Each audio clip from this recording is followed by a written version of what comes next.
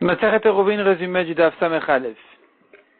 La Gemara continue à traiter l'histoire où on a fait la distinction entre deux cas, celui où quelqu'un est sorti de sa ville et il a compté les 2000 amot, il s'est retrouvé au milieu d'une ville, il doit s'arrêter net.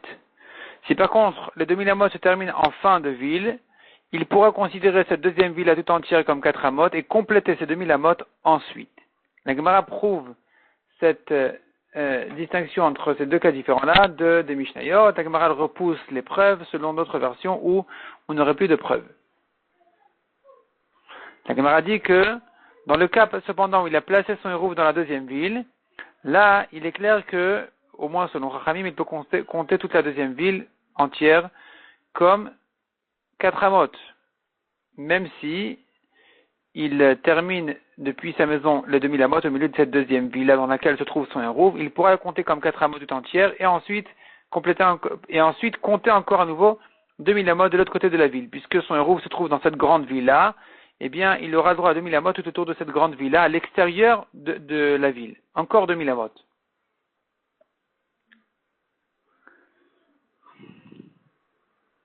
Donc finalement, ici, on est en train de faire la différence entre le cas où son hérouf était posé dans la grande ville, où là, on lui permet 2000 amot autour de la ville, tandis que dans le cas où il est sorti de sa maison sans poser de hérouf dans la grande ville, et il s'est retrouvé au milieu de la grande ville, et il a terminé, voilà ces 2000 amot, il doit s'arrêter net là où il se retrouvait.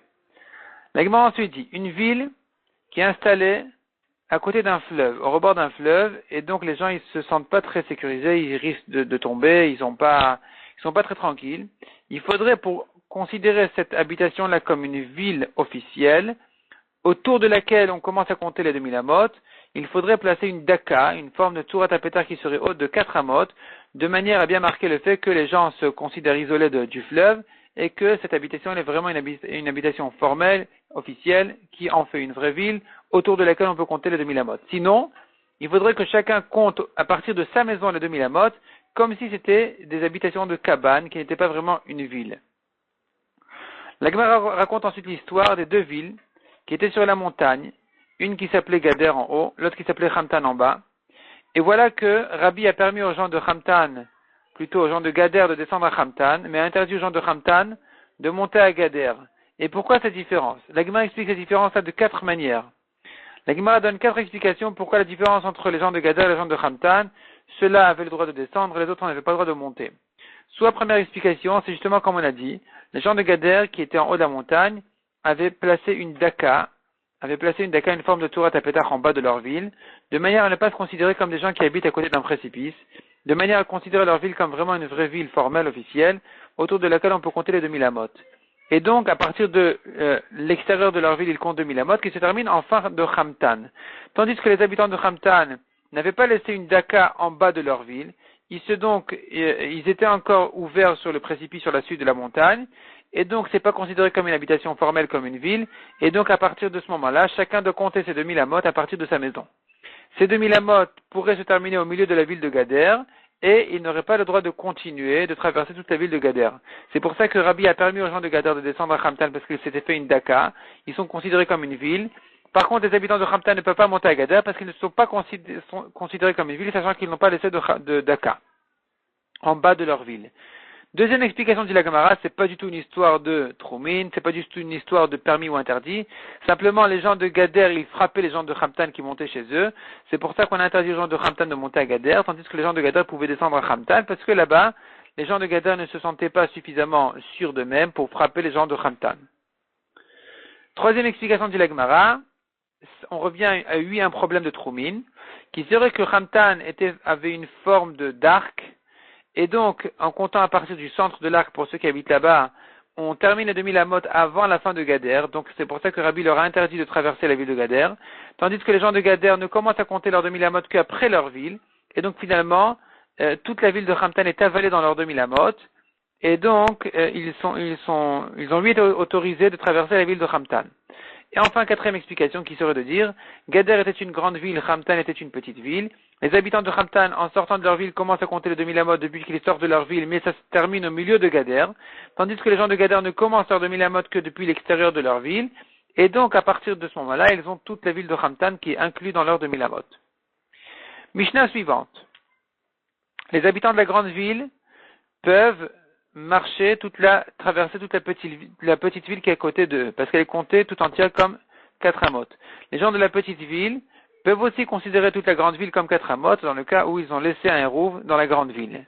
Rabbi Akiva, lui, n'est pas d'accord avec cette histoire-là, de considérer la ville dans laquelle le hérouv a été posé tout entière comme 4 amot. Lui, il dit non, un homme n'a autour de son hérouv que 2000 amot.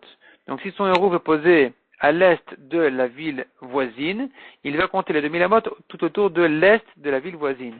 Il n'aura pas le droit de considérer la ville tout entière comme 4 amot et de commencer ces 2000 amot depuis même l'ouest de la ville. Non, il les compte depuis son hérouv. C'est ce que pense Rabbi Akiva. On ne compte pas les 2000, la ville du hérouv n'est pas considérée comme 4 amot. Rabbi Akiva, il prouve son avis de l'histoire de quelqu'un qui a laissé son hérouv dans une grotte, qui lui évidemment ne compte les 2000 amot que à partir du hérouv et pas autour de la grotte. Les Chachamim disent, tu as raison si la grotte n'est pas habitée, mais quand elle est habitée, alors on la considère tout entière comme 4 amot. De même une ville qui est habitée, même si le hérouv a été placé là-bas, on considérera la ville tout entière comme 4 amot. Celui par contre qui a mesuré ses pas pour terminer ces 2000 amot, il s'est retrouvé au milieu d'une grotte, il doit s'arrêter net. La Gemara dit quelqu'un qui a passé son Shabbat dans une ville qui n'est plus habitée. Est-ce qu'il peut considérer cette ville-là comme 4 amot? Selon Rabbanan, oui, il peut considérer toute la ville comme 4 amot. Par contre, dans le cas où il a laissé son hérouv dans cette ville-là qui n'est plus habitée, même Chachamim seront d'accord qu'il ne la considère pas tout entière comme 4 amot. Il doit compter les 2000 amot tout autour de son hérouv, lui-même. Rabbi Elazar lui dit non, il n'y a pas de différence. Aussi bien celui qui a passé lui-même son Shabbat dans cette ville-là vide, que s'il a laissé son hérouv là-bas. Dans tous les cas, selon Chachamim, cette ville-là, à partir du moment où elle était habitée, elle aurait pu être habitée, elle est considérée tout entière comme 4 amot. Et donc, il compte 2000 amot autour de cette ville-là. La Gemara continue à raisonner autour de cette marloquette-là, en amenant des objections, des preuves, et la Gemara résout tous les problèmes. Après toute cette histoire-là, la Gemara raconte l'histoire de Mar Yehuda, qui est venu, c'est le nom d'un homme, qui est allé il avait vu les gens d'une ville qui mettaient leur hérouv dans un Bet Knesset en dehors de leur ville. Il leur a dit, mais vous ferez mieux de laisser votre hérouv, donc le pain, le hérouv de Troumine, à la fin de ce Bet Knesset en question, de manière à gagner encore quelques mois de plus. Vous pourrez vous éloigner plus que ça. Donc en réalité, il y avait ici une discussion entre eux. Lui, il craignait la vie de Rabbi Akiva qui dit, on compte les 2000 amot autour du hérouv, et eux disaient, non, il n'y a pas, à partir du moment où ça se trouve dans une maison, comme dans ce Bet Knesset, dans cette choule, eh bien, elle est considérée, cette maison-là, tout entière comme 4 amot, et peu importe si le hérouv est à l'est ou à l'ouest de cette maison-là, ça revient au même. De toute façon, on ne compte les 2000 amot qu'en dehors, tout autour de cette maison. C'est comme ça que la Gemara conclut que la halakha est comme Chachamim. Donc, la ville dans laquelle se trouve le hérouv, elle est considérée comme 4 amot, on ne compte les 2000 amot qu'à l'extérieur de la ville. On commence maintenant le 6e Pérec de la Maseret, qui vient traiter le cas. On termine avec les hérouv Troumine, et là on revient aux hérouv Hatzerot.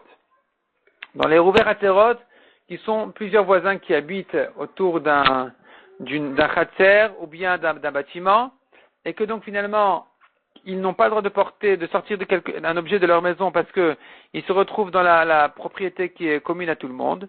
Et donc, ça c'est considéré comme porté d'un reshut achid, d'un autre reshut achid qui est interdit midera banane. Il faudrait faire un hérouv, et cette fois-ci, il y a un goy qui habite là-bas. Le goy qui habite là-bas, il rend le hérouv pasoul. Il interdit le hérouv. Selon Rabbi Elazar ben Yaakov, si il n'y a que le juif et le goy, il n'y a pas de problème. C'est que dans le cas où il y a 2 juifs et un goy, ou puisque les 2 juifs doivent faire entre eux un hérouv, le goy vient et les rentre en problème, il interdit ce hérouv-là.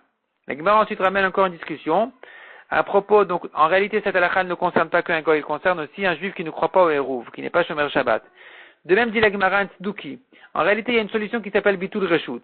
Il pourrait abandonner sa maison. Le goy en question, on pourrait lui dire abandonne ta maison, tu ne te considères plus comme propriétaire, et donc finalement ta maison elle appartient aux autres, et donc on n'a plus de problème de faire un hérouv entre nous. La Gemara dit cependant, il faudrait se dépêcher à sortir les objets, de manière à être considérés comme les propriétaires de la rue, de l'endroit commun, avant que celui qui a fait son bitul reshut, qui a abandonné sa propriété, ne se permette de sortir un objet là-bas et donc finalement d'annuler son bitul reshut. Ça c'est un avis. Rabbi Yehuda lui il dit non, il risquerait, même si on a profité de son bitul reshut en sortant des objets en premier, dans le Khatser. Si ensuite le tzduki ou celui qui ne croit pas au Chachamim ou le goy qui a fait son bitul reshut, pas le goy, le tzduki qui a fait son bitul reshut, si ensuite il se permet de se comporter comme un propriétaire, de sortir des objets de sa maison, eh bien dorénavant, on n'aura plus le droit de profiter de son histoire de bitul reshut, et donc il sera dorénavant interdit de porter dans le mavoy.